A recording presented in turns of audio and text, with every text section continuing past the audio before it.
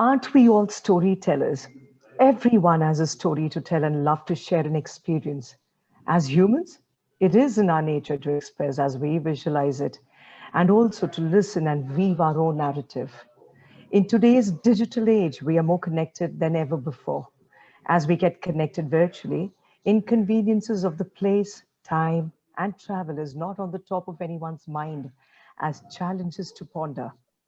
Virtual is considered as real as it can be, and access to people, perspectives, and places has turned out much easier. Today, in our panel discussion, we plan to listen to experts from the academia and industry on the latest insights and new ways to offer quality and valuable higher education in media. Good afternoon, ladies and gentlemen. On behalf of the School and Media and Communication MAHE Dubai, I welcome you all. It's my absolute pleasure to introduce our very distinguished guests and panelists for the evening. We start with Mr. Narendra Menon, who is the Managing Director, Nikon, Middle East and Africa. Dr. Ganga Dhanesh, Assistant Dean, Research and Outreach, Zayed University. Mr. Bryan Castle Jr., Director, Global Learning Partnerships, AVID. Mr. Andrea Granata, Market Development Manager, Middle East and Africa, SHURE. Mr. Sachin Ramdas, award-winning filmmaker. Mr. Percy Fernandez, School of Media and Communication, MAHE Dubai. Let me begin by asking you, Dr. Ganga, what is the pulse you have on media education in the region, and how do we ensure we set up students for success? Thank you, Sapna. So according to the Institute for the Future, 85% of jobs which will exist in 2030 are yet to be invented. And as you rightly said, transformational changes are happening in the ways that we live, work, play, and connect. So how do we prepare students for such a world? Is the field of media education ready for this challenge? In my opinion, not quite yet. But thankfully, I think the field of media and education is a relatively young academic discipline. And although it's plagued by issues that affect higher education in the region broadly, I think it holds great potential for transformation. And to me, this transformation happens in two aspects of media education. One is in terms of what we teach, and two is in terms of how we stay relevant.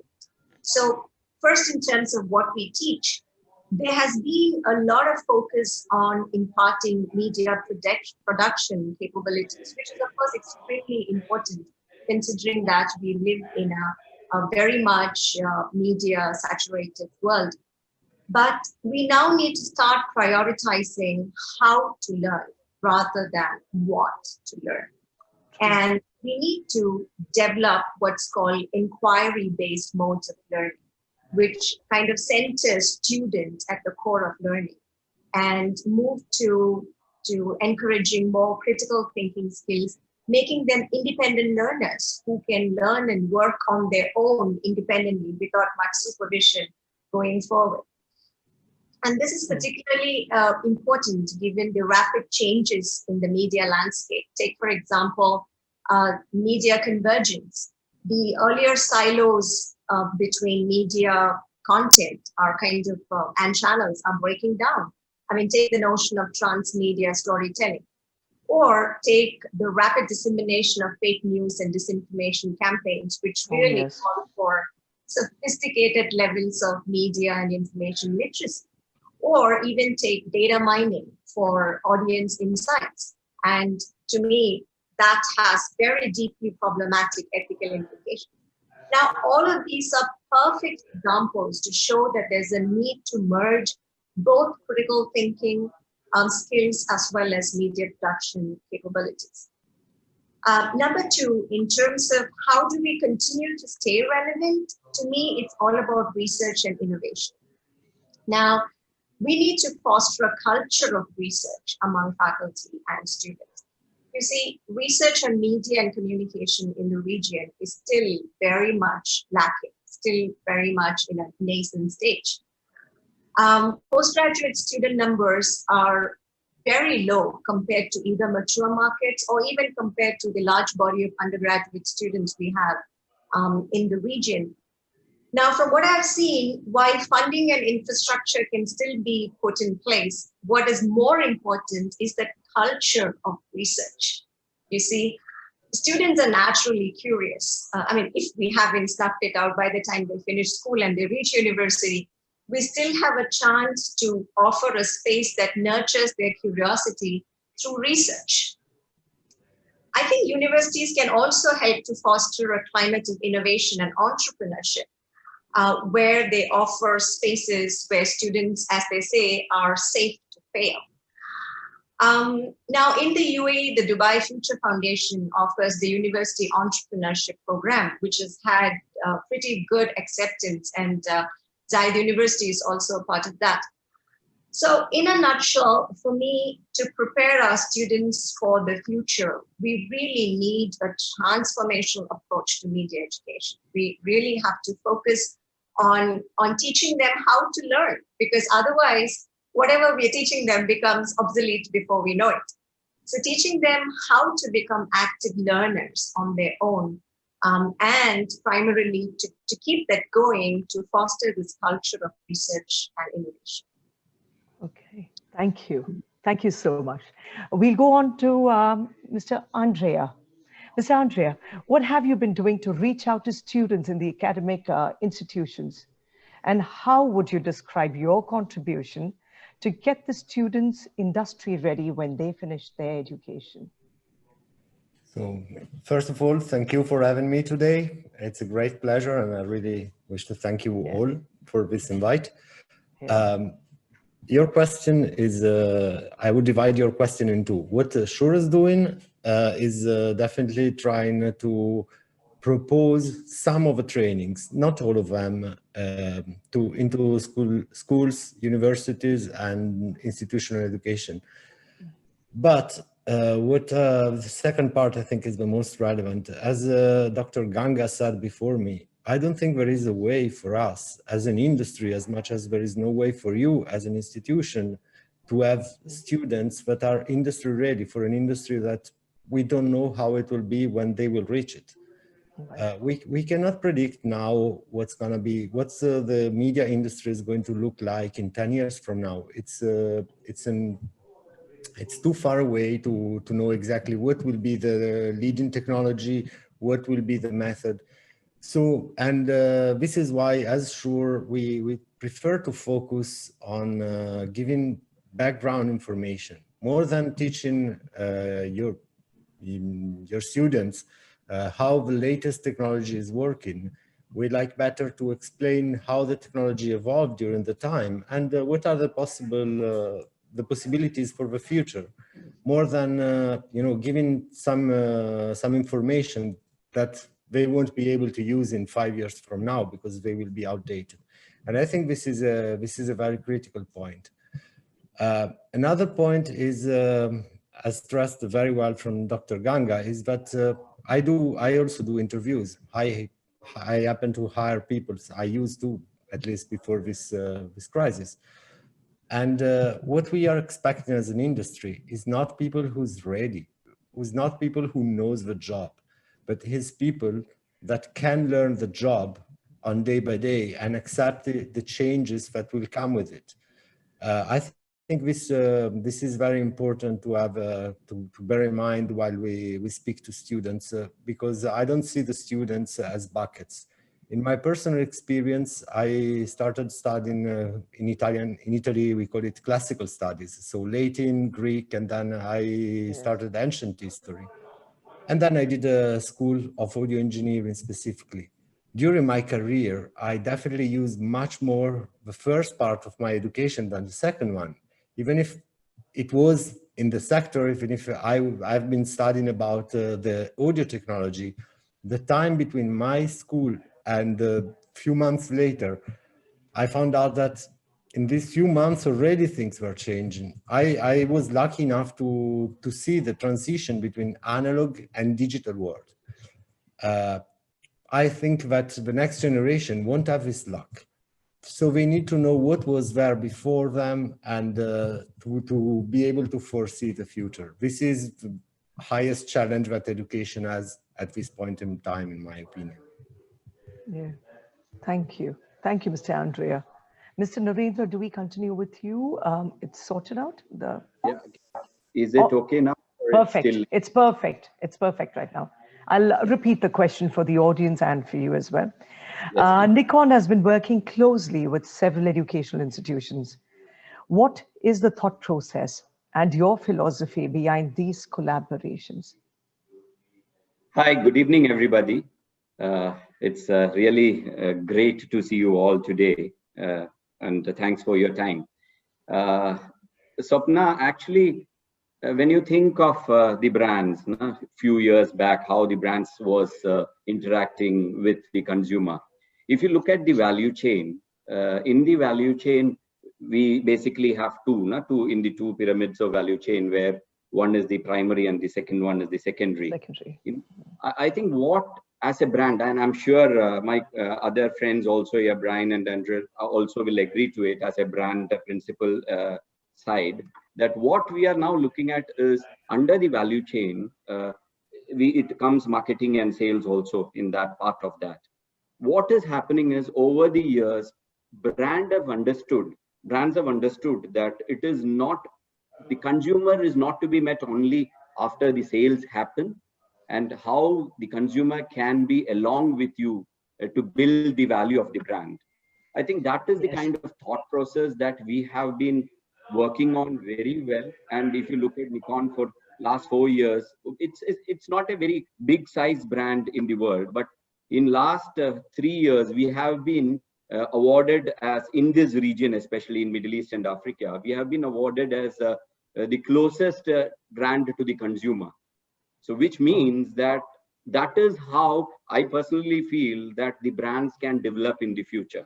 On that note is where we start coming from, the thought process of how to relate with consumers.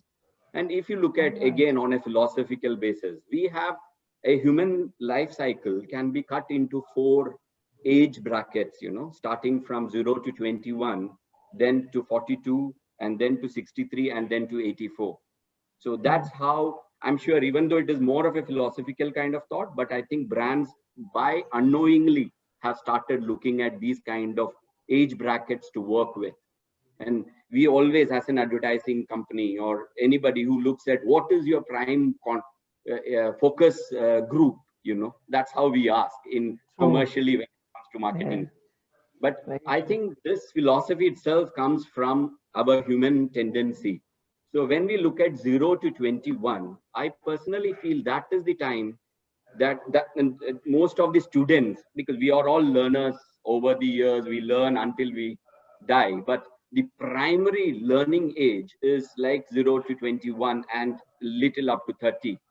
So that is where I think what has happened in the earlier stages, we learn through theory, we learn through books, and then after 30 or 21, then you get into the process of getting an employment, and then you start learning again. So there are 2 kinds of learning that happens. One is a bookish learning for scoring marks. Of course, it is so important for all of you here today, for the students who have been joining today. It's really important, I agree. But it also comes with a lot of experience, So, for example, as an accountant, for example, as a chartered accountant, you might be very good when you pass out as a chartered accountant. And then what happens when you get into an audit? Then you really don't know, I have studied this, but how can I put my studies into practical life? I think that's where MAHE and has, with our brand Nikon, has played a very big role. And that is why I like the management attitude of MAHE, where they try to incorporate, along with the studies, they try to give the students experience of how to learn beyond books. I think that is where Nikon has been able to contribute with MAHE over the last, I think, more than now 6 years, Shiv and Percy sir. I think it's more than 6-7 years that we have been working together. That's a lot of thought process. The good thing is the brand understands, because we are not in the what you call education field. But when we combine our hands very strongly with people who understand knowledge enhancement and knowledge giving away to the people, I think that's where Nikon and MAHE as a brand has worked together. And that is why we feel that it is becoming, like I said, in the pyramid also for the brand is becoming very important. And we are to make the consumer aware that photography is not a thing just buying out of the box. You go walk into the store and buy a camera and start taking photos. It is more, I think it is like learning piano or learning violin. But the good thing is I'm so happy that today we are, even though we feel that mobile phone is a competition to us, but now we have started seeing that mobile phone users are the people who are entering into photography and buying great camera, because they understand mobile phone is mobile phone finally, and then you have to get into a product which is basically capable enough to create your imagination in a better way. So I think that's the kind of combination, there where it works together. So that's why for us, education, and as you know, Nikon is one of the brand who has been working very strongly on knowledge, in giving away the knowledge kind. And that is where Nikon School plays a big role. Nikon School has been very successful in most part of the world. And after Nikon Middle East was formed, we have taken Nikon School to a next level, because usually Nikon School was a paid kind of course where you have to put in to learn. But then what we thought about, especially from our region, Nikon Middle East, what we thought is Nikon School was given away as a additional to buying the product. So which means that you don't have to pay anything for attending 5 of the basic classes, which is being given away free to the consumer. So I think that is where our thought process started working. And then we were lucky to meet the educationalists in this region to work together. And we have been, yes, of course, in the post-graduation and graduation kind of age, again, that 2018 to 22, 23, we have been very strong with the colleges, doing the Nikon School through them, but we don't call it as Nikon School there. But we have something which also we do from the age of 7. We have something called the Nikon Kids Club, which is basically doing the same kind of. So there, the teaching is not about the features of the camera. The concept of photography, how Nikon can help your kids or the young generation to understand where the sun rises in the morning and sun sets in the evening, which is a very unusual thing in Dubai, because kids, we all spend our time either in the at home looking at the TV, or now we have many things to take away our time, kill our time. And that's where I think Nikon has been playing a very good role in this region by giving the students or kids a natural instinct to understand where the birds fly, what has got things, what kind of animals live in the desert. And this comfort level is so high, with people, so they don't want to move. But with giving a camera in their hand, I think that's where the learning all starts. And that's, I think, the learning of theory and practical come into place. And MAHE, the working with the universities and colleges like MAHE has helped us to reach to the consumer in a better way rather than buying a product. That's so brilliant. I think that's the kind of thought process that we work very strongly now. Oh, that's brilliant, brilliant. Fabulous. We go on to Mr. Bryan. Could we say that the unthinkable happened when you partnered with Adobe and came out with this line saying, no editor should be an island? Is this a case of never too late for anything? And what has changed in your view? Yeah, in some ways it would be like Nikon and Canon partnering together, right? Right. I don't know that it's unthinkable. And so I'll just challenge that idea in the first place, because the interesting thing about technology is, between many of our companies, especially when we look at the experience of our customers, right? They are looking to accomplish something creative, and there isn't an aspect of that says they only will use a certain technology. Really, they're just looking for the best solution. And so, and I'm getting an alert that my connection is unstable. So bear with me as I turn off my camera for a moment. Oh, sure. Yeah. Can you hear me okay? Yeah, we can hear Okay, you. excellent. The customer's workflow is really just what's going to help them accomplish their job the best, right? So for many years, Apple made Final Cut Pro, and that was a big competitor to Avid Media Composer. But yet we worked on Apple products. And so there was this competitive, cooperative relationship between Avid and Apple, because many of our customers used their hardware and our software. Okay. And so in similar fashion, so many Avid customers use Adobe products as well as part of their workflow. And so that includes, of course, Photoshop and After Effects, and especially where you look at the large media enterprises where Avid is so dominant, where you have places like Al Jazeera or BBC or Disney or others, there are departments or individual creatives or creative teams within that enterprise that have a workflow that's based on using, After Effects or Photoshop, and they use Premiere as part of their own small workflow. And it's in that context that it doesn't make sense to alienate them from the broader Avid solutions. Avid is so dominant with these large media enterprises because we really uniquely focus on providing an end-to-end solution for these customers. And if we didn't break down these walls, if we didn't work collaboratively with Adobe to make their products a first-class citizen in the Avid ecosystem, well, we were kind of reinforcing the need to make them an island. Now, I personally, have worked on Media Composer for many years. I've written some of our curriculum content on it and those kinds of things. I believe strongly that Media Composer not only is a world-class tool, but in many workflows is a superior editor to working on Premiere Pro. But Premiere Pro does have some very strong capabilities to it, some really nice features in it. And so I also never would tell an individual creative that they shouldn't be using it, just like I'll never tell a school that they shouldn't have their students learning it as well. True.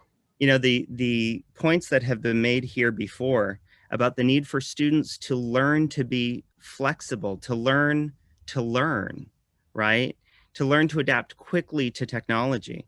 This is more true now than ever before, right? And so Avid has been dominant in the marketplace for many years, especially as you look at the upper levels of media and entertainment. But the reality is that the media landscape for creatives is more diverse than ever. Students need flexible skills that can go from Adobe to Avid to whatever the new tool is that happens to fill their need at the moment. Now, I do think there's real competitive advantage for students going into the market to know Avid. And so I certainly think that they should be learning that as well. Of course, MAHE is an Avid Media Avid Learning partner, right? Awesome. So you guys, yes, recognize that as well. But it's I would just go back to the idea that this is not about changing the way that we view our editor. It's really about making the overall workflow work better for all of our customers. True. Thank you. Thank you so much, Bryan. Thank you. We'll move to Sachin. Sachin, let me congratulate you on your latest video, Teral. Indeed, an excellent piece of work. Huh? Your movie Sound of Two had a special screening at the White Oryx Short Film Festival organized by the School of Media and Communication last year. It also bagged 2 international awards. How did you find Manipal's voice different from the other festivals that you've been in? So when we finished Sound of Two, it went on a very global platform, and it bagged, I think, over 30+ awards across the world.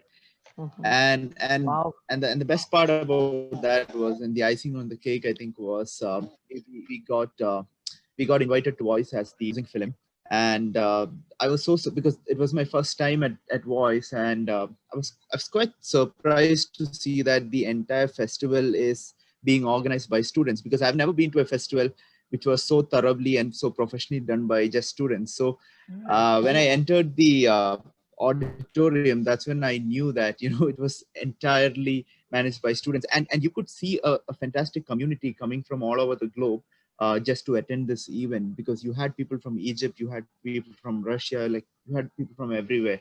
And the fact that, of course, Nikon was the partner for that event as well. And to have such brands coming together and to give students of this region a platform to showcase something, that for me was the biggest takeaway from that night, you know, because in this region, this is, I believe this region is at its infancy for filmmaking. A lot of filmmakers are coming up. You have a lot of cultures coming together. And I think at this moment in UAE, Voice is the biggest festival which happens annually. You don't have any festival of this scale anymore.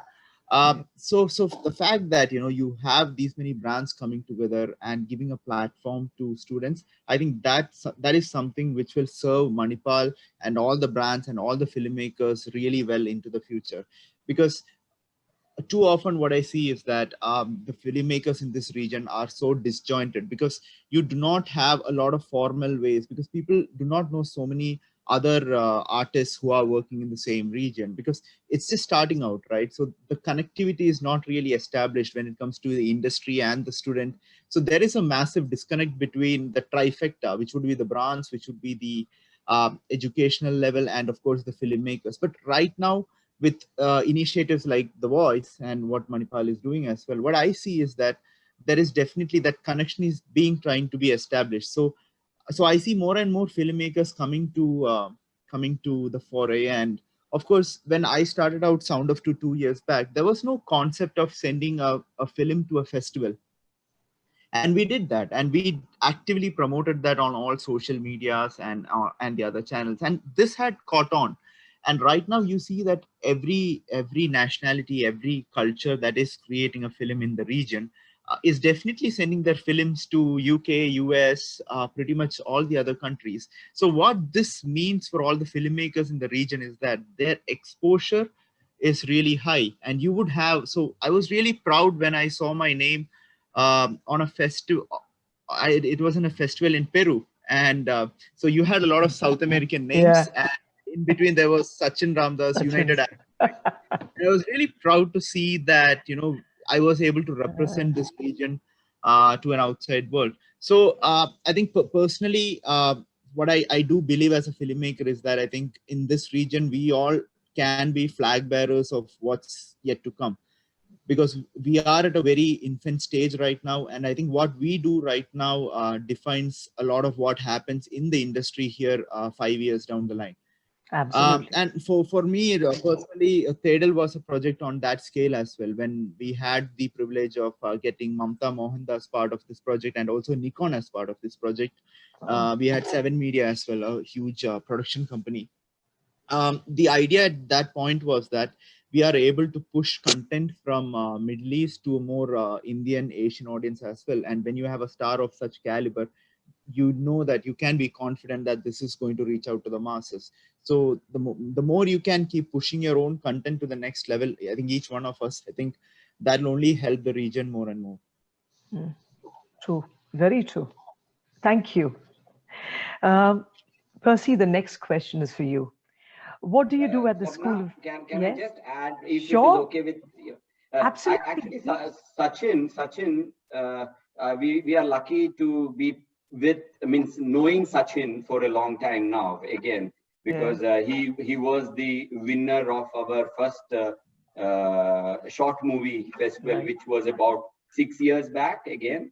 So this all comes after Nikon Middle East has formed. So at that point in time, what I think one important point Sachin has told here is this region. Now, what people look at is very rich people. They are so blessed, nothing to worry. If you look at the talent, do they really have that kind of talent? Those kind of questions always come, because when we talk about any kind of profession, they look at a land. This is more of a sea for them, or blue ocean kind of feel. But that's when this people like Sachin and the corporates like all of us who have been talking here today, to join hands together, because this is the kind of talent that we have in this region also. And this region, for example, Arabs, the mostly populated Arab speaking countries are in our region. And if you look at Egypt, for example, has great talent on film production and film language. Yeah. So Even Lebanon, I think. Yeah, I think that's where we have to, as a brand, it is our ownership also, being in this region, to highlight the talents that we have and to work very strongly with these people in this region. I think that's the kind of connect I'm sure all brands will look at in the coming time, because there is no dearth of talent. And all these people who have moved out of India, which is a big subcontinent very near, many people have come from Europe to work here. But these are people who really have their own capabilities. And of course, they land here for a specific job and then they start forgetting about their inner strength, you know. I think rediscovering the inner strengths together with the brand and them, like Sachin, because I think Sachin was telling now, when last time when we met, he is not professionally from a very big institute as a director. You were saying that, So look at him where he is standing now. So that's how, because it is all about opportunity. If Sachin only thinks about, okay, me working and me creating, it becomes a very big burden for Sachin, and probably Sachin will start dropping that idea after working for a little longer time. But then brands can join hands together. I think that is where the creativity can come pave alive. the way. Very true. Yeah. So true. So true. Thank you. Thank you. Percy, the next question is for you. What do you do at the School of Media and Communication, MAHE, Dubai, to keep up with the inevitable change and the speed at which technology is fast evolving? I'll pick up where Naren sort of left. Yeah. He was talking about talents. Yeah. What we do at the School of sort of Media and Communication at MAHE Dubai is that we identify them, we nurture them, in fact. And we've been very proud that I think our students have been one of the finest talents here ever since about 2004, since the School of Media and Communication was sort of founded. And our students, in fact, an example was that our students went on, in fact, to work with some of the finest of brands and some of the finest of events in the region. For example, the Dubai International Film Festival. The School of Media and Communication was the only sort of partner, in fact, with the Dubai International Film Festival, where they sort of, our students got to interview sort of Oscar winners. As a career journalist, I never got to meet anyone, in fact. So as a students, in fact, I should say they were privileged because of the work they've been sort of producing over the years, very clearly. And at the School of Media and Communication, I think we focus on the present. I mean, as a tagline says that tomorrow begins today. So it's very important that we really focus on the present. And what does that mean? I mean, that means very clearly what are the approaches basically in the classroom, and what are the approaches basically outside of the classroom. So both theory and also practice. It's very important, theory, otherwise we would sort of be a technical institute and not an educational institution. And why it is important? Because the students and all of us have to know why we are doing what we're doing, right? Otherwise editors would be called cutters, right? Yeah. Why an editor exactly would know when to edit, or perhaps a photographer would know sort of when to fire a shot. So that I think is very, very important, particularly in classroom learning of sort of higher education, particularly in the media, in fact. We've also been, while we've stayed on top of the learning curve, we've clearly have sort of collaborated, in fact, with the institutions, with brands, which is why we're all here, in fact. We're the only sort of AVID learning partner in the entire sort of region. In fact, we collaborate with Nikon, we collaborate with SHURE, So we ensure that there is a sort of, in fact, an alignment, in fact, with the industry, so that our students get to know what is actually happening in the industry, right? So that when they step out, they're not in for a surprise. So we not only sort of collaborated with sort of brands, we've also been collaborating with institutions here, in fact, for the National Media Council or for DIDI, and our students actually have been sort of working with them. Among other things, I think the School of Media and Communication actually creates a lot of opportunities and offers a platform where our students get immense confidence. I think that's very important, particularly for students pursuing media and communication, or sort of film studies, or animation, or graphics and design, and so on and so forth. So very clearly, and that means we bring in more stakeholders from the industry, from brands, and that gives them a sense of confidence to our students, and also great exposure. I think I'm very proud to say at the School of Media and Communication, MAHE Dubai, there's this very, very high exposure to our students, which is why our students, in fact, join us. They choose us because of that. And so very clearly, the School of Media and Communication, it's not about classroom learning and sort of and media practice, but I think we just go beyond the sort of confines of the portals of MAHE, and ensure that we talk to brands, we talk to sort of the industry standards in technology, so that our sort of students really benefit. Very true. Very true. Thank you so much, Percy. Narendra, sorry. Yes, you'd want to ask a question? Yeah, no, I have to add something to Percy's answer. Please, of course, please do.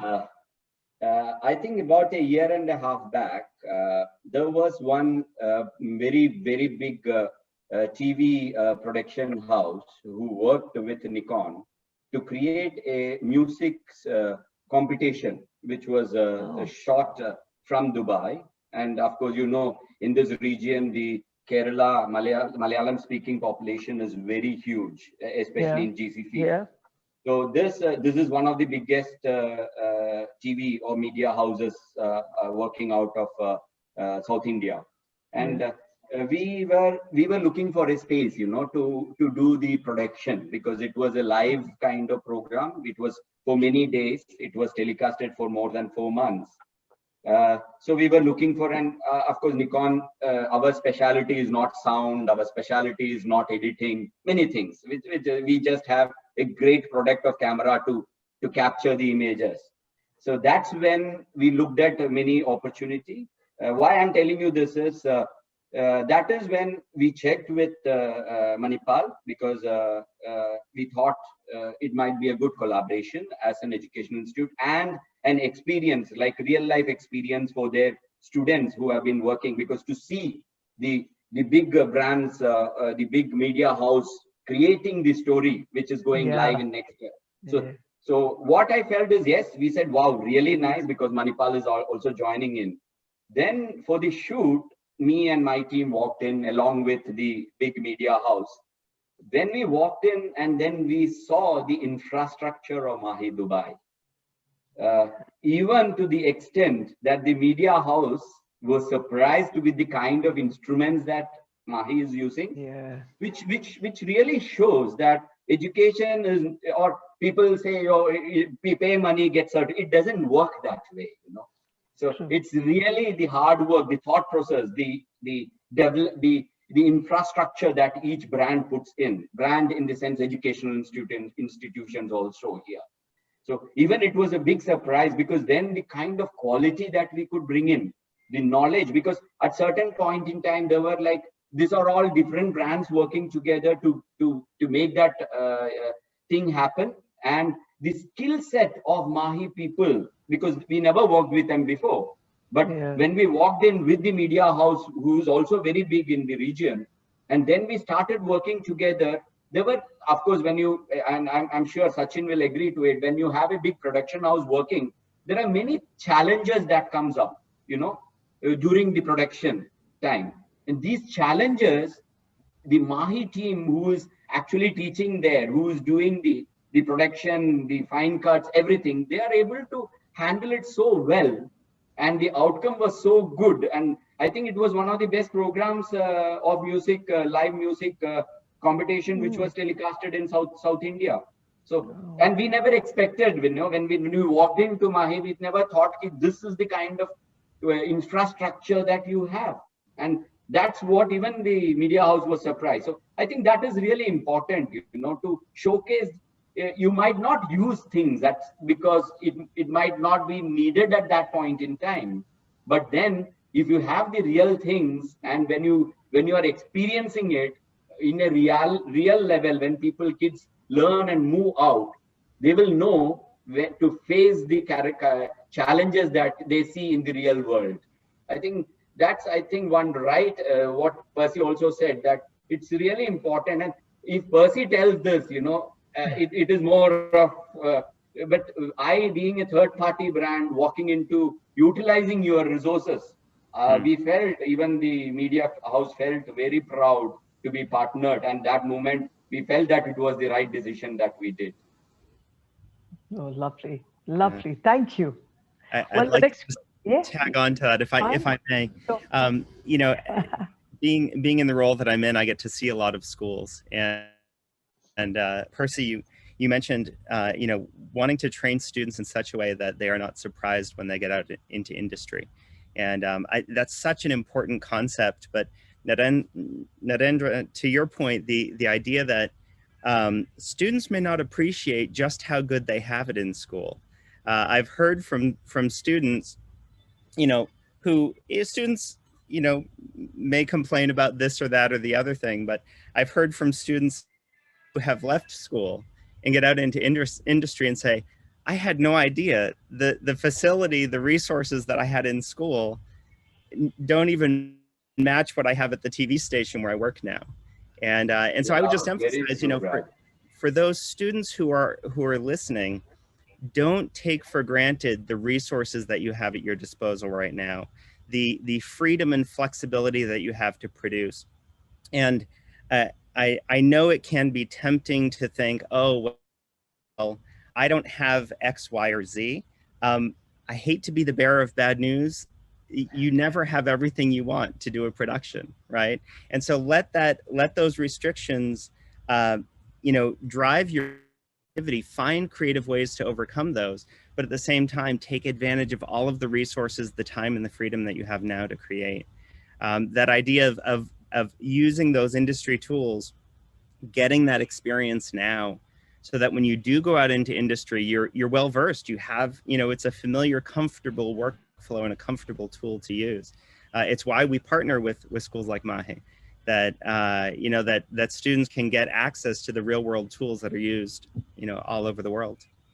True. Very, if very I true. may add one thing, my recommendation to students would be, enjoy the equipment as much as you enjoy the freedom and the time that you get at school. Because if I think the time I spent in front of a big desk that I rarely saw when I was really working, at that point I had all the time to experiment and to improve myself and to stress my creativity and to find out, what's the limit. When you reach the industry, that freedom sometimes is not there, and you cannot enjoy, like, your creativity has to be much faster and much more ready. So I think this is another part that, like, another benefit that when you are a student, you don't realize you have, but after you leave the educational environment, then you miss it a lot. Very true. We do miss our school life and university life, don't we? The opportunities that it gave us. Mr. Narendra, the next question is for you.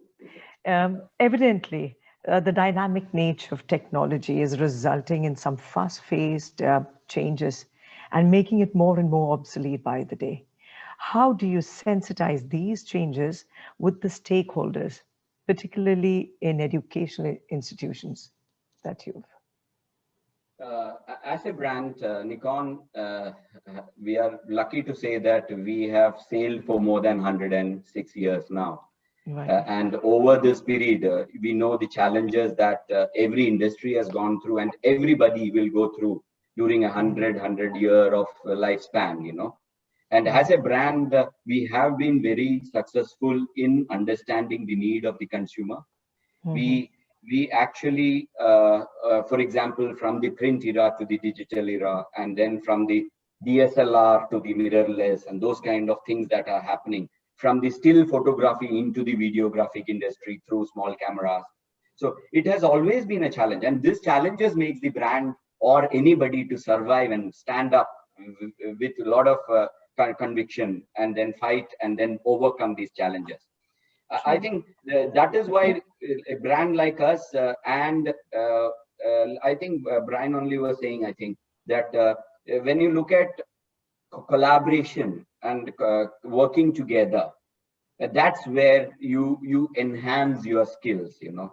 So if I work alone as an image capturing kind of organization only by saying, yeah, we just supply cameras, finished, that's, please, the rest is yours.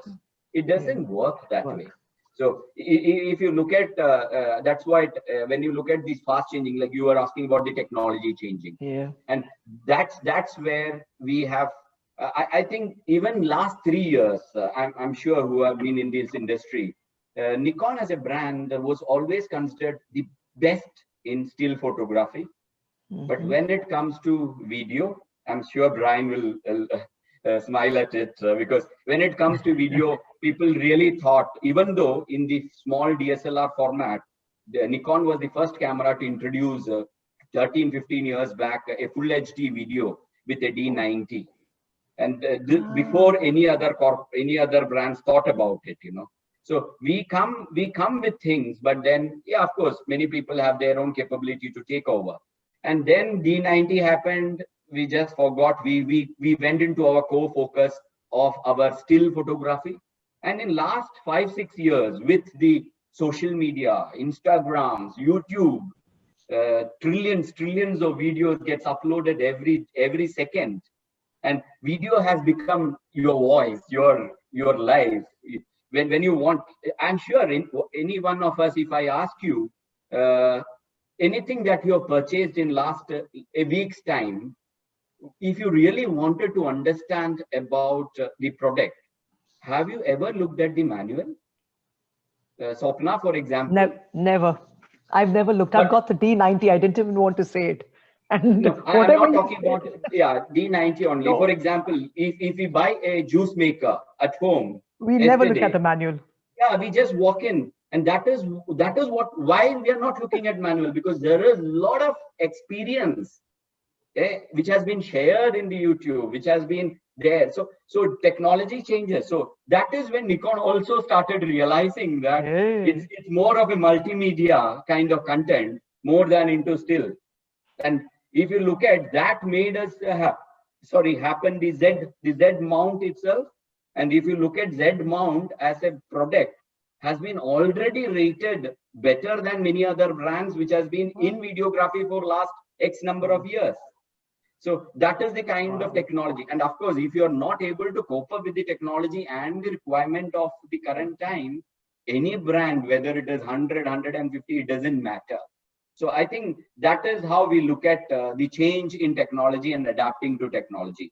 And that is what, for example, when we bring in these kind of new technology to brands like MAHE or any other educational institutions, the kids also starts knowing this change. Of course, they know it, but then the brand is also helping them to catch up much faster.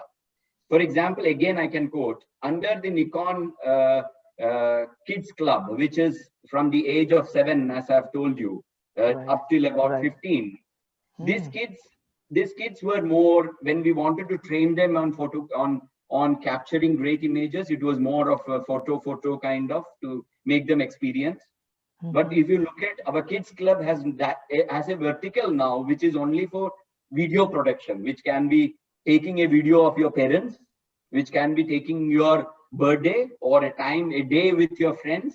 So that kind of it's not a technology change, but it is for us, it is from still to video, which is a technology change. Right. But for consumers, it just happened that way into the media industry. So that's why we look at the best of the best products going into the educational institutions, whoever we are joining hands with, so that like Andrea said, that these products are available in your universities. Please, students, please make the best use out of it, so that when you walk into the real life and the experience, you will be able to adapt faster. So please utilize your time to. So that's the kind of technology acceptance that as a brand Nikon also look at every time. Thank you. Thank you so much, Narendra. And Andrea, the next question is for you. What is SHURE's contribution to these changing industry dynamics? What has been SHURE doing lately? I want to reconnect with what Narendra was saying to answer your question. I think we talk a lot about technology changes, but technology changes are reflecting changes in our society and culture. Right. And I remember joining SHURE. I joined SHURE about 6 years ago, and I was knowing SHURE as a perfect tool for live shows, eventually recording studio, but I never connected SHURE to, you know, integrated communication or even in broadcast. We in the past we've not been so good. I saw the change happening under my eyes when we started.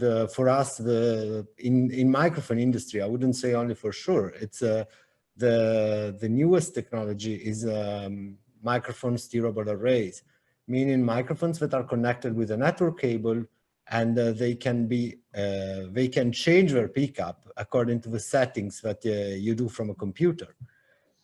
I thought, yeah, it's cool. Maybe someone will use it. I was obviously on the wrong side of the history, because this is the technology that is moving faster than anything else in microphone industry. After ages where we had not much change, I mean, if you think about, most of the dynamic microphones are using the technology of the SM58. Not only SHURE, every dynamic microphone is based on the principles that Ben Bauer wrote down in the 40s, and everyone adapted the technology a little to their needs, but the technology didn't really change. But nowadays we see that the society is changing very fast, and the technology is following society and is providing the tools to communicate. There are another couple of things that come to my mind. One is that we stress a lot, you know, we are in the EV industry. Please do not forget that A, most of the times, especially in media and communication, comes before V for a reason. It's not just alphabetical order. I'd like to take an example. When Narendra's microphone wasn't working, you had to move on. But if Bryan's camera is not working, we still have communication flowing. So when it's about a communication flow, probably we need also to stress to the importance of audio, that is usually a little neglected compared to video. And even in a broadcast environment such as a TV station, if one camera goes off, usually the show goes on. But if the wrong microphone goes off, there is not much to do. And this is why a lot of our focus is also related to security. Security can mean many different things. One of them is having a solid RF link when we are talking about wireless systems. And that's kind of my specialty, or where I come from. But also security in terms of safety of the communication, and to make sure that there is no one can catch the content. I know that about this probably Bryan and the other guys can tell much more than I can do, but it's so critical. I mean, if I can get the audio or the video of the next Netflix series, that's very bad for everyone. So we are trying to follow the society changes, adapt to them, and provide the best technology.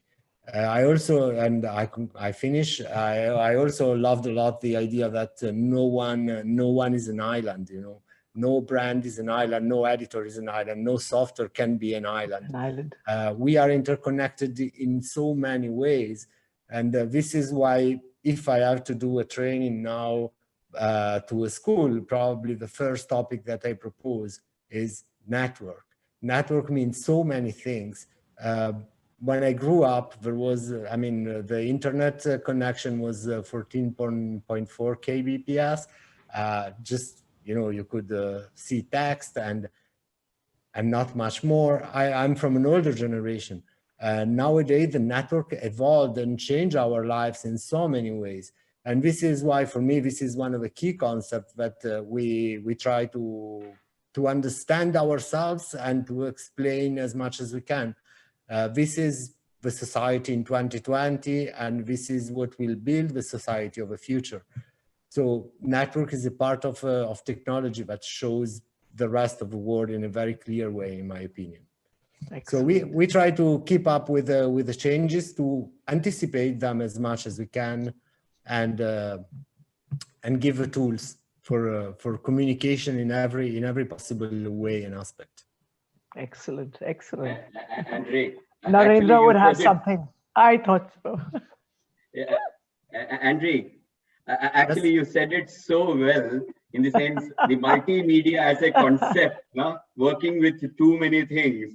And I always felt, as from my childhood, you know, if you don't want to experience the fear of a what you call a horror movie, you just have to switch off the sound. It stops there. Whatever happens, it's okay. Images are really good. Yes, we understand. But the fear factor, so it is that emotion. Even though in the multimedia, you have to, because you have to see, you have to hear, probably sense. That is why our personal relations are much more important, because you work with your smell, your feel, your sound. So I think that's what is probably what is all about. Very well said. Yeah. The next question is for Bryan. Bryan, now that you're engaged in a new alliance, please share some insight into your plan. Well, I You guess kind of said it earlier. Yeah. You kind of said it. Anything that you want to say more? I would, yeah. You know, the idea of this being a new alliance with Adobe is, you know, is certainly true on some level, but the reality is we've actually been working with Adobe very closely on our engineering teams for a number of years now. So this has been the latest headline, but there has been a cooperative, collaborative relationship between the companies now for some time. I want to take the opportunity, though, to go back to some of the previous concepts that were mentioned. Just, you know, along the ideas of what AVID is doing in education and some of the other points that were brought up. Because as Narendra said, you know, there's the idea that we don't look at a manual, right? You know, we expect to be able to find, especially with this generation, I see it with my kids. You know, there's got to be something on YouTube, right? Yes, you know, YouTube, absolutely. Like they learn everything from YouTube, yeah. And that sense that we should be able to find the information we need at the time we need it or want it, and it should be easily accessible. You know, 2020 has, you know, given us massive disruption around the globe, really in every sector of life, and that's been especially true in education. I don't know exactly what MAHE classes were like in January of 2020, but I would say that they were probably different in May, right? Yeah, and that was true around the world. Schools very, very quickly had to move to online education. And I have to say that in many ways is a blessing in disguise. Because AVID itself, in our education program, and I have to say, AVID has been active in training and education for over 25 years. We have been committed to working with schools and educating young people for many years. But even up until 2019, the majority of AVID training and education was done in a very traditional way. Now, we had already recognized the need to evolve that. Education with self-paced learning, with hybrid delivery models. But the pandemic, for all of the disruption that it's caused us, has also forced some changes in that it has compelled us to accelerate the transition to predominantly online education. And that is not just in delivery models, right? It's not enough to just try to replicate what you do in the classroom over Zoom. I think, you know, both the teachers and the students on this webinar know that that is not the best use of the technology, right? It's not the most enjoyable way to consume that content or to go through the learning experience. And so, you know, we are aggressively working to not only change the delivery format, but also change the structure of our education that we provide through school students, to make the content more modular, to make it more self-paced, right? The idea of snackable content. I'm working creatively and I hit a you know, something that I don't know how to do, right? And I want to know how to do it, whether that's creatively or there's a tool in the software that I don't know how to use. Well, I want to be able to very quickly go find that information in a nice interactive way, right? I want to see a video, or I want to see a demonstration. And so that's the process that we're going through now, is to create that modular, snackable, just-in-time type learning content. And the exciting part about that is that it gives students the opportunity to explore their curiosity. Ganga, I love that at the beginning about the idea that, you know, students are naturally curious, right? They want to learn. And Narendra, you said, you know, that's the phase of their life, right? Is that, you know, that natural learning phase. Well, you know, we want to ensure that schools, and by extension students, have access to that information to feed that curiosity. But then we're also, you know, tying that back into the process that we've had, because we've seen for years now that there is value in achieving an industry credential, a standard that the student has met that says, yes, they have this range of skills and competencies that have been verified. Because employers look at that and they say, wow, I know what this student knows, right? Versus a student who says, oh yeah, I went through this course, and, you know, did they sleep through that class? How well did put those lessons into practice and those kinds of things? So a credential, an industry certification, is just one more thing that students can leverage. And so even as we go through this transition to more dynamic and interactive content that the students can you know, find their own path through, they still are having the opportunity then to tie that back into stackable micro credentials that lead to industry standard certifications that hiring managers look for, that they can then go out and get those jobs that they're pursuing. So I will say, you know, it's an exciting time for us, despite all of the disruptions that we're all facing, to be going through this transition and to be working together with schools in this process. Thank you, Bryan. Thank you for that. Ganga, the question's for you. How do you think the educational institutions are coping up? I think many of them have kind of summarized that in short, but yeah. Yeah, I know. I'm probably going to summarize what everyone said, that it takes a village. I think there needs to be much deep collaboration amongst literally all stakeholders within the education sector. That includes students, faculty members, education institutions, administrators, ministries of education, educational tech companies, etc. Now, to me, recently, technological change primarily affected how we teach, as Bryan mentioned about delivery modes and what we teach. So in terms of how we teach, well, we all got thrown into the deep waters, you know, in March when we had to switch over to remote learning. None of us signed up for this, teachers nor students, but it was literally a sink or swim situation. And I'm really happy to say that most people managed to swim. So, you know, educational institutions, I think, have shown tremendous agility. I never expected, honestly, universities to show this kind of agility to adapt to a situation of that nature and proportion. But whether it's students who have to adjust to an online learning scenario, I mean, not even real online learning scenario, just like in a crisis situation, a quick patch-up work of sorts, or faculty members, or tech companies, Zoom, that made online learning or remote learning so much more user-friendly and accessible to students and teachers.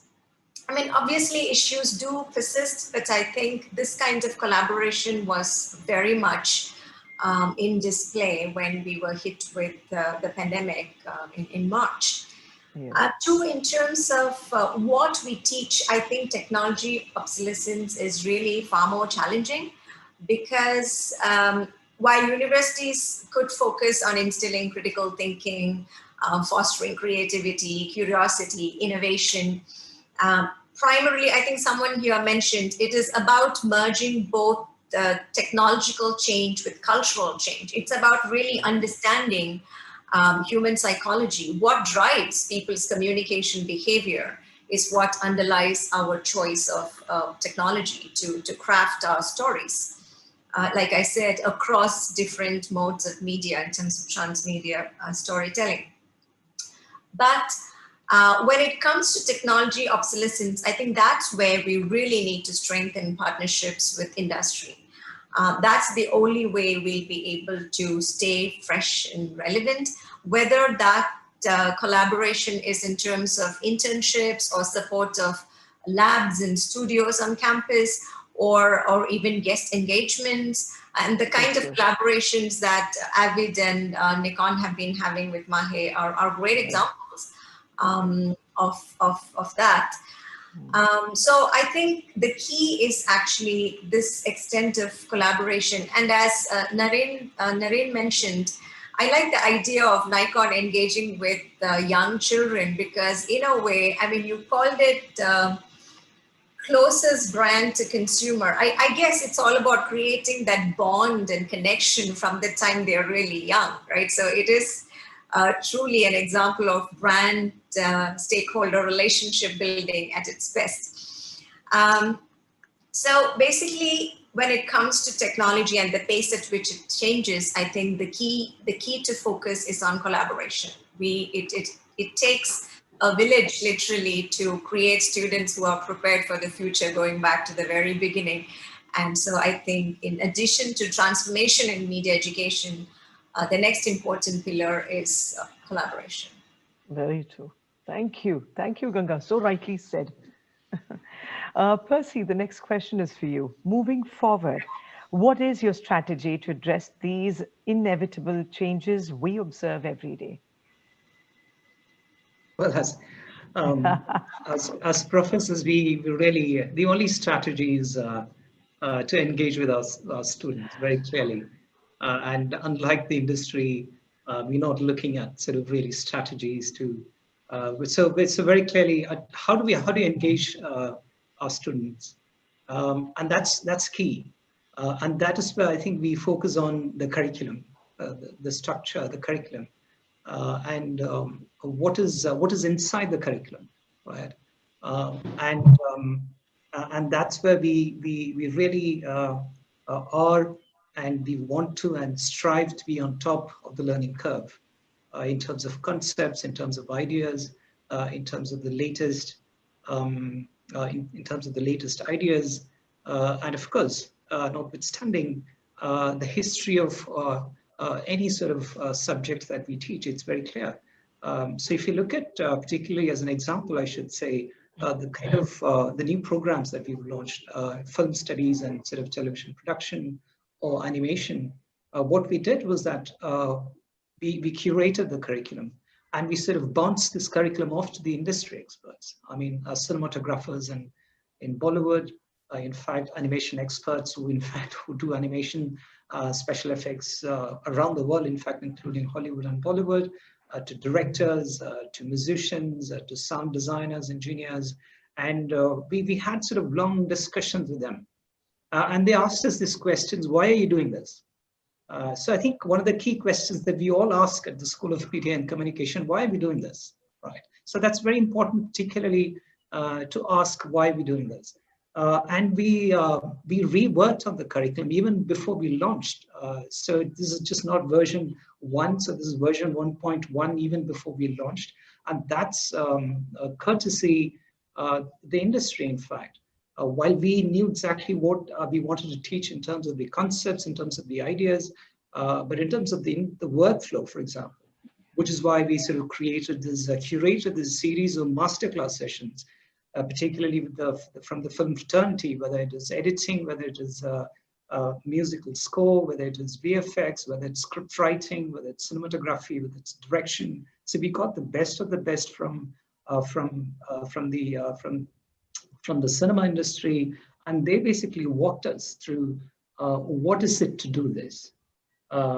So as Bryan very clearly said, so it is just it's the skills and the competencies they learn, and taking it further, we not only basically we want the students to learn, have these skills and competencies, but we want them to use this and demonstrate the expertise in making the final project, which is what is going to sell, which will they will use this as a passport for them to sort of go and find a job in the industry.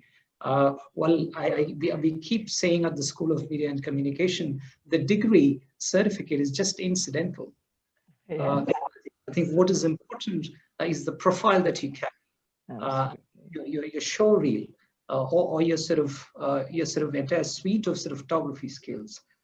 So we did this, in fact, and we've been doing this. And for sort of new programs that we've rolled out, we are very closely working with the industry, and we have an advisory of people who span across the fraternity, media and communications, television, cinema, to tell us exactly what we need to do.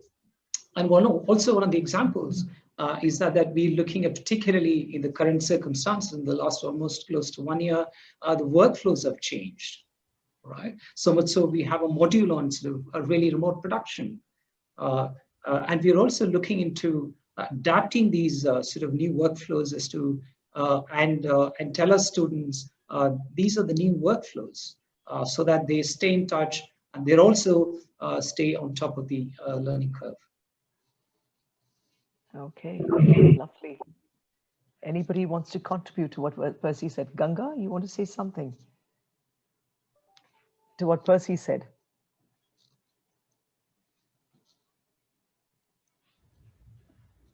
Yeah, I mean, I fully agree that we fully agree with what he said about, merging and focusing on making sure that there is a balance between both concepts and working with industry to bring in the cutting edge. I like his idea of 1.1 version even before it got launched, because I can so understand the idea that, within academia, we might be able to put together the concepts and the theories, but it's always good to get industry to take a look, to make sure that it really maps in terms of what the industry is going forward with. So yeah, I mean, that sounds like a great strategy and a way forward. Great, thank you. Sachin, we'll go on to you now, the next question. You are an accomplished filmmaker, and yet you didn't receive any formal education in filmmaking. What is your understanding of this need of a collaboration between media industry and higher educational institutions? We've already heard the answer partly from Mr. Narendra about this, about your, but probably you can tell us more. Yeah, so I think, so when I started this out, it was never meant to be a professional endeavor. It was just a hobby that you would do it on a weekend. And believe me, that's how it all started back in 2013 or 12, I would say. So for a filmmaker, especially when he gets new ideas, or when he tries to do more projects, right? At that point, that is when he will be able to judge it for himself, because in 2012, when I was working as a software engineer, what at that point, right, you don't think of filmmaking as a career, to be honest. You just think of it as a hobby. So the more I started doing works on my own, because at that point you wouldn't know anybody. And I'm sure that's the case with most of the students who graduate and then come to the industry. They wouldn't know a lot of people around, right? So the more I started doing more works, the more I realized that I would need collaborations, right? So some of my earliest projects were a two-man job. It hardly required a large crew. But the more you start scaling up the projects, that's when you realize that you really need a person for the sound. You really need a DOP to do the things, right? And that's when you realize that, you know, you can't do everything on your own. And filmmaking is, it's basically my professor, one of the professors I know, he told me something like, filmmaking is a process where a lot of people comes together to make your dreams come true. If you are the guy who came up with the story, right? And for me, and one of the first things he mentioned was that assumption is the mother of all disasters. That was his first quote to me. And believe me, it's a quote I take to even to this day. So I do not assume that someone might help me or someone might not. So I make it a point to ask people. I think that's the first thing that a filmmaker should learn to know. How can you communicate with people and ask them for help? Because we all need help, really. For us to create any film or any work of art, you need a lot of help. In my case, I started asking around, and within few years, I happened to know everybody in the industry, and that's how it works. So what happens is that when you speak to people, it's very important to be transparent on the project as well. That because then they also know what they're getting out of this project. So when we speak and they are happy with the work that everyone has done together, then that leads to some more other contacts where they would introduce you to someone else in the industry. So for me, it took, I would say, 7 years for me to know the entire UAE market at least. But it has also helped me work on films back in India, where I got to know a lot of amazing artists who are based in India as well. And so there are two things actually. One is that you should not be hesitant to ask for help. And I feel a lot of the time is that when a student comes from a college, right, they have a thought in their mind that, hey, you know what, I got a BA or a master's in filmmaking, so probably I shouldn't be asking help from someone else. And sometimes what happens is that education or things like that is just a thought of hesitance which sort of pushes you back from asking help. I think sometimes I think filmmaking is 60% filmmaking and 40% marketing. Because believe me, you're not going to get producers for a project if you just stay at your home. You need to go out, you need to make presentations. And sometimes I feel when I make a film, maybe the direction is some of the easiest times I've had. And the most difficult time I've had was to find a producer or a production house to come on board, or even just to market, right? So what I have always felt about the process and filmmaking as such is that there needs to be a go-getter attitude. I know a lot of students are listening here right now. It's very important to cultivate that habit, because that's not something a university will be able to tell you. They can say what to talk maybe, but they're not going to change your attitude, right? Because right in the world, people would want you to approach them, ask them for help if that's the case. But by all means, go get it, because that's your film. Because someone told me that, you know, if you are the director of a film, you got to do everything right, because at the end of the day, if the film is bad, you will get blamed for it. So what if the film is really good? You get appreciated for that. So take the risk and go for it. And yeah, so for me, that was the case all along. And one thing which I would love to say was that I've been very fortunate enough to be associated with Manipal or Nikon for that matter, and many other companies for that matter. Like, so this all comes with the fact that I was very forthcoming in approaching them and telling them about the project. And if they're interested, they join force. And I think I really agree with Bryan as well on this, because for me as a filmmaker, I honestly do not care what brand I'm using. You know, as long as I can get the film done, I'm happy. I really do not need to know. So for me as a filmmaker, what makes my life the easiest and what is probably affordable, that's the best choice for me, what the production can give me, right? So too often I've had the chance of collaborating with my brands, and most of the brands that I've collaborated with have given me the best of the options for me to, make my vision a reality. So I think this is the basic thought of every filmmaker. How can an equipment or a software make their life easy? It's not nothing to do with the name of what the company is, but it has everything to do with how can it help the filmmaking process as a whole, because there is a vision that needs to be achieved at the end of the day. True, very true. Thank you, Sachin. Thank you. We've had now a fairly good insight into the media and media education from a broader perspective. And as we come to a close of today's session, I would like to have your quick comments, observations, recommendations on the future of media and media education in the UAE. Short ones, yeah? We'll go to Ganga first. Ganga, what do you think?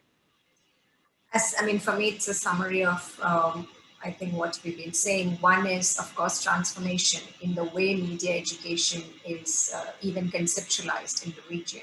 Right. In terms of switching the focus on how to learn and to foster the culture of research and innovation. And two is collaboration. I think that's pretty obvious here. Yeah. We really need deep collaboration, and it takes a village or more to prepare students for the future. Right. Thank you, Ganga. Bryan, what about you? Very similar. Yeah, very similar. The opportunities that are in front of us, despite the challenges, are tremendous. And with the attitude and approaches that we've heard on this panel today, I think the future is bright. Yeah, definitely. Narendra, your quick view?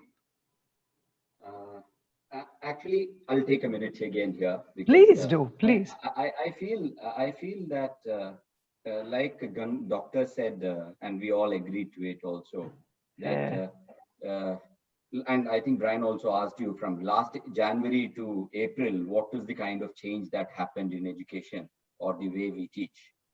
So when you look at all these people who have spoken today, and this is not for panel, for me to discuss with panel, but I want the other students here, hopefully, and the students who will hear this, please understand, we all are talking about one common thing. We call it in different way. The only thing that is common and what is needed so strongly with each individual is the right attitude. So the attitude is right with anybody in that way, for Nikon, for the brands, for educational institutions, for teachers, for students, is the attitude. And that made us, we can say that, okay, for survival, we changed. But there are many people who doesn't change even for survival, Right. So I think the one of the main thing that as a student, and we are all students throughout our life, I think one of the main thing that we need to accept, and the change to the acceptance to change, and the right attitude. I think that's where, and if you look at all these people that we are talking today, have the right attitude to make the best deliver to your students or the consumers. I think when you have the right attitude, then if you are with the right people, with the right attitude, it automatically opens the door for learning. And in this region, especially in Middle East and Africa, and if you look at one big change happened is that people have started to realize the importance of local education also, because of the challenges that we are facing for sending people abroad and those kind of challenges. So I think specifically for this region of Middle East and Africa, I think it is going to be great in the coming years because of all these things together. But for students, again, humble request from my side as an individual is, please carry the right attitude, openness. And one more, I think even Sachin contributed to that by saying that he started his profession as an engineer, but his attitude in life changed him to a great director too. So it's all about attitude that we are talking. So I think that's where we are with the right people here. So media industry is sure to go ahead as a student and as a continuous learning process. Let's have the right attitude to take it further. That's what I can say. Thank you. Thank you. Andrea, your quick view. Yep, I think the young guys today have so many big challenges in front of them. We quickly touch, obviously the pandemic, but there are even bigger challenges if we think about climate change or things like that. So for me, the future can be dark or bright, but doesn't depend on us anymore. It's a new generation that will make it. So my recommendation is take whatever you can from university, from the actual folks in the industry, and make something, move on, make something better than we did probably. And you have to tell us how's the future, not the opposite. We can tell you what happened so far, but I think that the future will be designed by the guys who are on the other side, who are listening now. They will be the one telling us how is the future, what is the future. So, true, very true. Best wishes. I hope we can give you the technology. I can hope we can give you the knowledge, but then it's your task now. Yeah. No, they will be joining you very soon and making that technology, hopefully. Sachin, a quick view. So I think filmmaking as such is a very niche sort of a profession where it's not a 9-to-5 job as such. It's a very creative and it does not have a monthly salary as well. It differs from profession to profession in that. So what I think is that in filmmaking, if you have a dream, you got to protect it. And when I say protect it, you got to go to the end of the world for you to get your film done. And what I see right now, especially in the Middle East and Africa as well, this region, there is a lot of filmmakers who are suddenly waking up to the belief that my region can make a film as well. And that is what makes me really happy, because 5 years back, I don't think this conversation would have happened on this forum. I don't think I would be here. I don't think any of you would be here. But the fact is that we are discussing on the strengths of film in this region right now makes me very happy, because you have all of the top people from the industry in this channel speaking to the students and bringing new ideas. That gives me a lot of hope. So I think the fact is that we are in its infancy right now, but we are definitely gaining strength much more than before.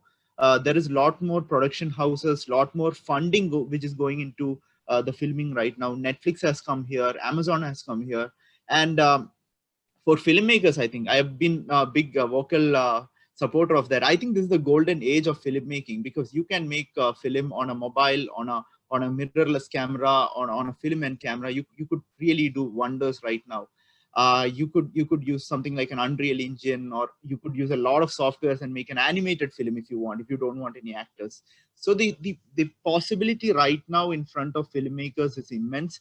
I think the biggest confusion for a filmmaker right now is to choose which part of filmmaking should I go to.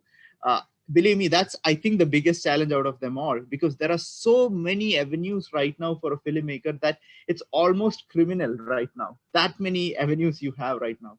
So I think they need to choose what their future should look like and then just go for it. Like Narendra-san said, believe me, it's always the attitude, really. Filmmaking is it's a part of the process, but it all starts with the attitude. And I see a great future for this region. Lovely, lovely. Percy, a quick for you, please.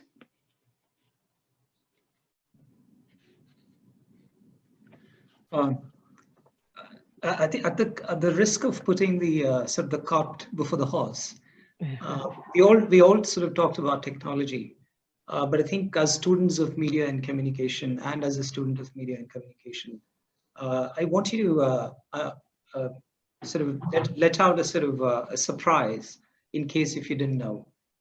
It was way back in the 20s, actually. This great scholar called Marshall McLuhan talked about the Internet Society. Right, predicting the future about 60 years ahead, right? And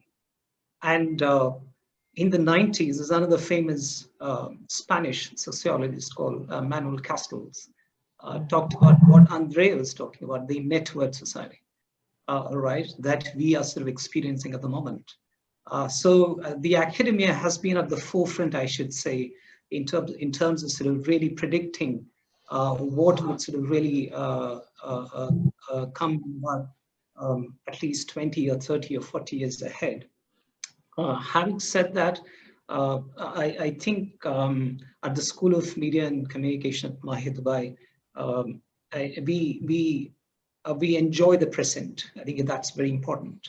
What we have at hand, whether in terms of collaboration or whether in terms of creativity, or whether in terms of basically demonstrating our sort of skills and expertise that we have.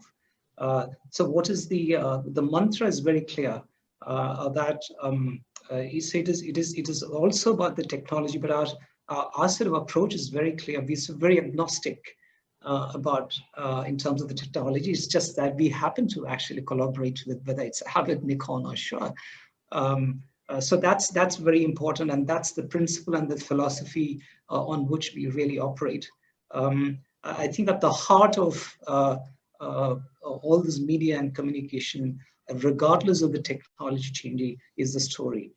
So I think our students need to really concentrate on the story, and that's what we really concentrate at the School of Media and Communication at MAHE Dubai. Okay, thank you, Percy. Thank you. We appreciate now from our august audience, and now it's time to open the floor to some question and answers from our audience. Yeah, I think the first question, what I see, is for Andrea. Andrea, there's a student who's asked this: how do I prepare myself to work currently in industry while the media has totally transformed due to pandemic? That's a great question.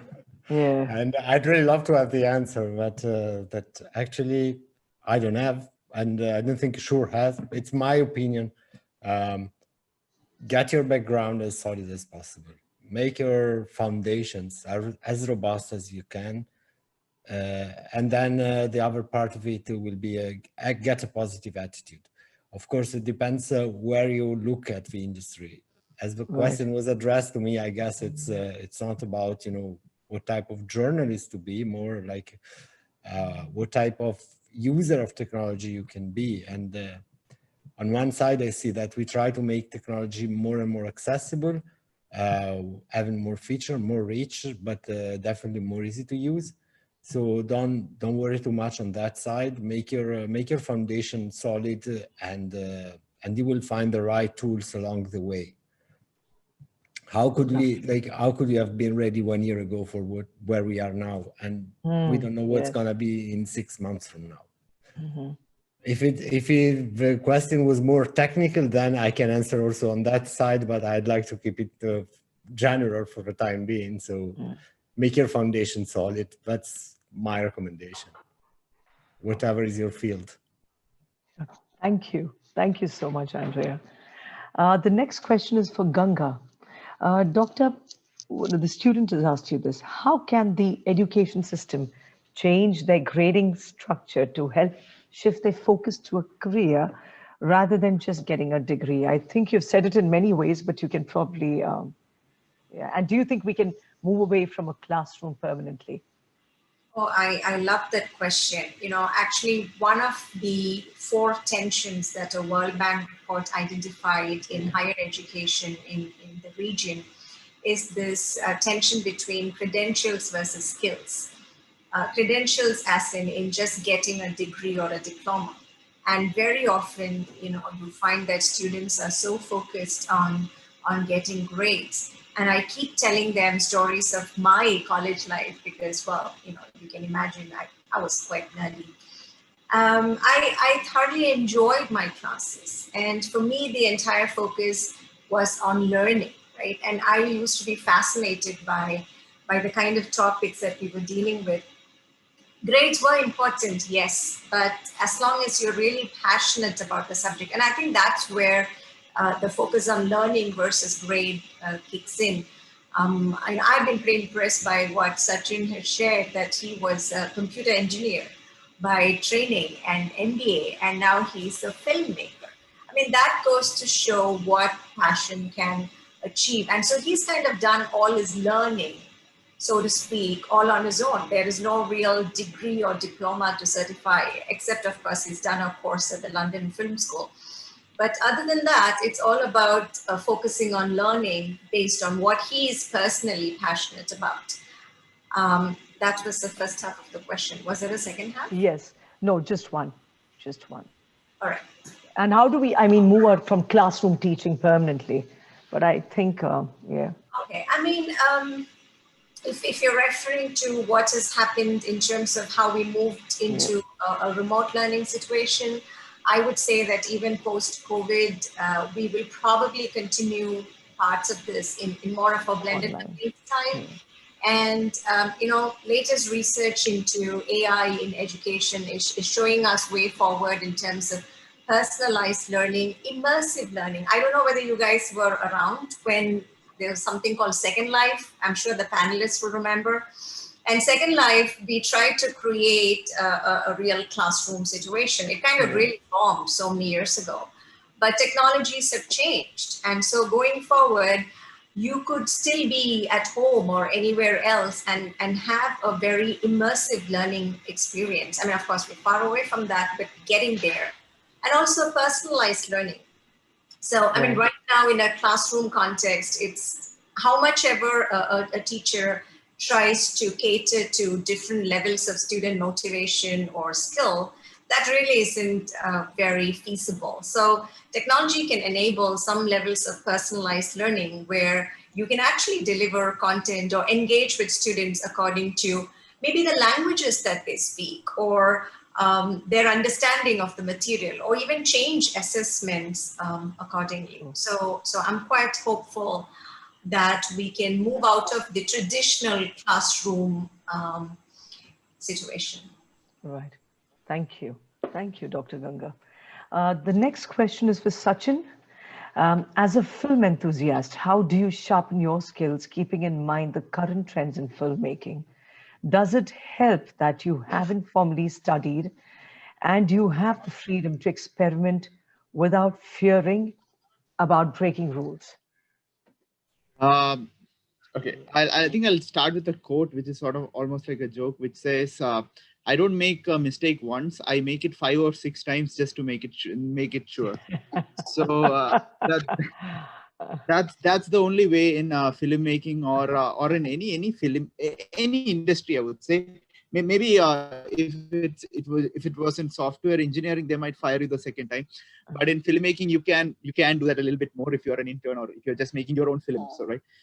So for me personally, it's always about exploring new ways and exploring new techniques and making mistakes. A lot of them. Believe me, I made a time lapse. Just to give you an example, I made a time lapse back in 2012. There were so many mistakes in that right now that I could cry looking at that film. So I don't watch that film anymore. So in 2015, I learned half of the mistakes and I did another one, which even had 100 mistakes in it. So it took me around 7 to 8 years of making mistakes to really produce a good film. It took me 7 years. So in the film industry, what I always say is that you can learn a lot of the things from YouTube. It's great. But if you want to do a focus shift on a lens, you really need to turn the focus shift. You really can't do it by learning on YouTube. Or how do you know what's in a camera? You need to know the footage, how it looks in RAW, or how a decoder works that way. So for me, I've not watched YouTube much because one being that I just feel it's not practical enough, to put it mildly. So too often what I do is that, of course, Narendra-san will know that sometimes whenever I want a shoot, I go to Nikon's office, take a camera and take it for a spin is what they call. And for a week, I'm out trying it and come back with some comments. And, that's how it should be, I think. I think the camera manufacturers, camera companies, and even other equipmental rental companies right in UAE are quite supportive that way. They will give you things for a trial run. You could try that out and you could try making a small short film, because I think in this industry right now, your business card is the films that you make, whether it be short films or any other work. A friend of mine recently, he's a writer. He wanted to do assistant director. He wants to become an assistant director. He approached a friend of mine who's a director back in India. And when he approached the director, the first question was, how many short films have you made? And my friend hadn't done anything. And he got rejected for that role of an assistant director. So my suggestion is that the fact is that you have Manipal, you have Nikon, you have SHURE and other big brands really supporting you at this point. This is probably the best time you could produce a lot of films just before you exit the college. Because once you're out of the college, your degree, yeah, it matters, but it does not matter to a director or to an experienced director who's looking for an experienced assistant. needs to see would be your works, your portfolio. And so I think as students, they should always try to come up with more content, and not just the same content, the content which can go the next step. So I think that answers the question. So yeah, keep having more content and keep collaborating more and more. I think that's quite important. Yep. Thank you, Sachin. The next question goes to Percy and Ganga. Yeah, so one of you could answer, or both of you could. How can IA education in media help students cope with the changing technology when it comes to creating media content? How has research changed? How has the way we tell stories changed, storytelling changed? If I could start with answering the question on research, on the research bit particularly. Yeah. I mean, I think one of the most exciting, I'm probably biased being the assistant dean for research and outreach, but also personally because I'm passionate about comm research. It's one of the most exciting spaces to be in now, because the field is developing, but you know how my cousin calls it the glacial pace of academia, because, well, to publish a paper, it easily takes anywhere between a year to sometimes more than a year, depending on the journal. But therefore, it's really fascinating to see emerging areas in research such as AI in public relations. I mean, I know that industry is actually struggling with coming to terms with how do you deal with artificial intelligence and its applications in public relations, advertising, marketing. So that's an emerging field that's really fascinating, and a few of us researchers are starting to have already started and kind of working in that field, which is really fascinating. How has it affected storytelling? Like I mentioned in the beginning, all these silos have been broken down, right? So there's so much of transmedia storytelling happening these days. So when a brand thinks about telling a story, and why do they tell a story? I mean, it's not just storytelling for the sake of storytelling, but it's storytelling to build relationships, to bond with their consumers and their other stakeholders. So that has definitely changed, because right now they have to think about how they project themselves, what kind of an image they want, and how do they get that through stories that can cross these multiple platforms at the same time. So there's so much of change happening, and those changes have to get reflected in media education, right? Education as well as research. Very true. Percy, anything to be told further?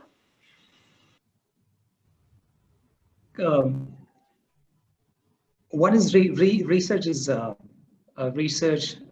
key. In fact, is the DNA. I would say is the heart and soul of particularly higher education. I mean, research and higher education, they're part and parcel of it, of higher education. So that's a no-brainer, very clearly. And also, it's sort of the more, particularly more field work. And so the more works produced out of research, whether it's a book, whether it's a monograph, whether it's trends.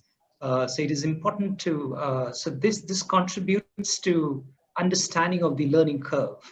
So it's very important and henceforth what happens is that I think universities, ministries, in fact, policy organizations, and in fact, even industries should actually collaborate with institutions to ensure that research is being nurtured and research is being sort of really given the its space, because it's very paramount, very clearly.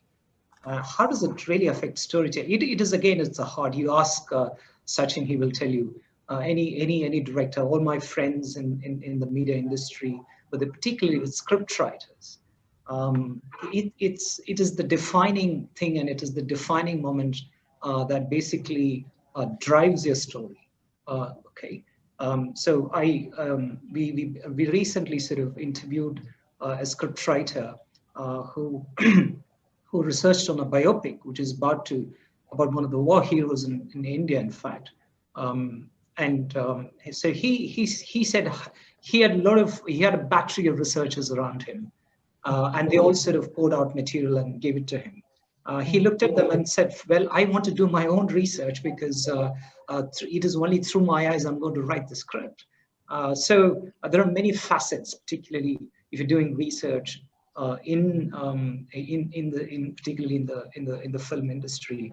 And also, having said that, we just had a conversation the other day with a friend of mine, particularly in the current sort of scenario.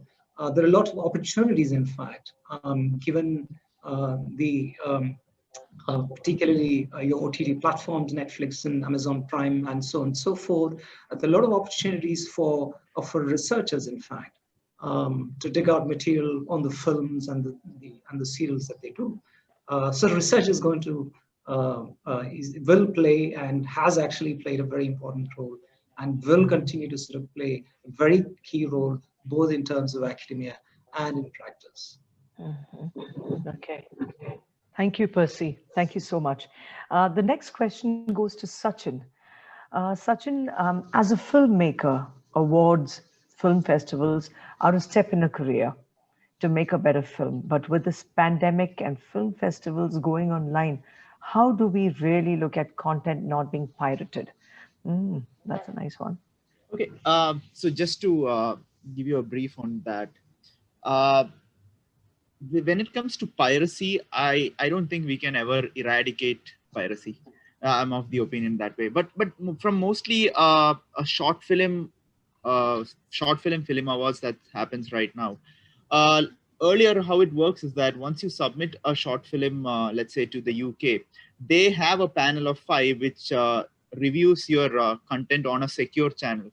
So they would have a secure link to your video, and that's how they review it for the award selection. But right now, with the pandemic, what I see is that even those 5 people are not able to come together and watch your film on a big screen. So I think what happens is that the judging has changed more than anything. I think the situation is going to remain the same, but the judging has changed. There are a lot of shorts which are made for a big screen, a large theater screen, right? So now, because of the pandemic, the judges are not getting to rent any theaters anymore. So they are watching your film, a big screen film, on a small screen, probably on their laptop. And what's happening is that the judgment for a lot of films are actually a little bit skewed at this point. So there is a debate which is happening parallelly in the filmmaking world on how to resolve that issue right now. Now, I know there were 2 questions asked, and 2 were a little bit unrelated to each other. Now, with regards to piracy, I think the piracy will probably, because I think there are no theaters anymore, and we are almost at home. So there is definitely an impetus for a lot of people to watch a pirated copy of it.